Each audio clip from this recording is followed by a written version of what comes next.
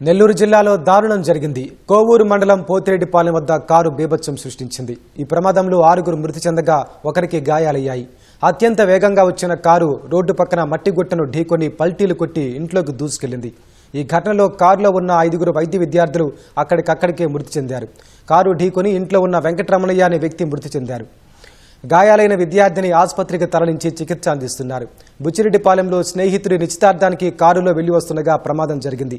మృతి చెందిన విద్యార్థులు నెల్లూరు నారాయణ వైద్య కళాశాలలో సెకండ్ ఇయర్ చదువుతున్నట్లు గుర్తించారు. మృతదేహాలను శవ పరీక్ష నిమిత్తం నెల్లూరు జీజీహెచ్కు తరలించారు. సమాచారం తెలిసిన వైద్య విద్యార్థులు ఆసుపత్రి వద్దకు భారీ ఎత్తున తరలివచ్చారు.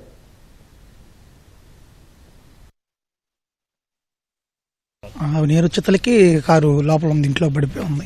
వాళ్ళు ఏదో పెళ్లికి వెళ్ళేసి వస్తుండే జరిగిందంట. ఆ పిల్లకాయలు కారు దాల్తున్నాడు. ఇంట్లో ఉన్నాడు, నేను కూడా లేను. ఇంట్లో ఉంటే ఇంట్లోకి వెళ్ళిపోయింది కారు. గోడ ఇల్లు అంతా పడిపోయింది. చనిపోయి గోడ కింద పడిపోయి ఉన్నాడు. వెంకటరమణయ్య మా భర్త.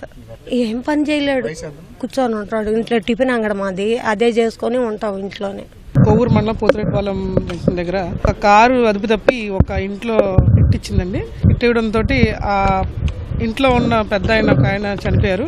అలాగే కారులో 6 మెడికల్ స్టూడెంట్స్ ఉన్నారు. ఆ 6 మెడికల్ స్టూడెంట్స్లో ఆల్రెడీ 5 పీపుల్ ఇప్పటికి వాళ్ళు చనిపోయారు. ఇంకొక పర్సన్ కొద్దిగా స్టేట్ ఆఫ్ కామాలో ఉన్నారు.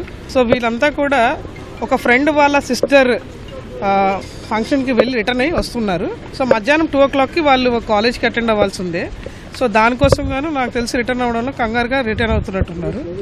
వాళ్ళు అదుపు తప్పి సైడ్ ఉన్న హౌస్ని ఢీకొట్టడంతో అక్కడ హౌస్ క్రాష్ అయిపోయింది. సో వీళ్ళందరూ కూడా చనిపోయారు. అందరూ కూడా second year students, medical students.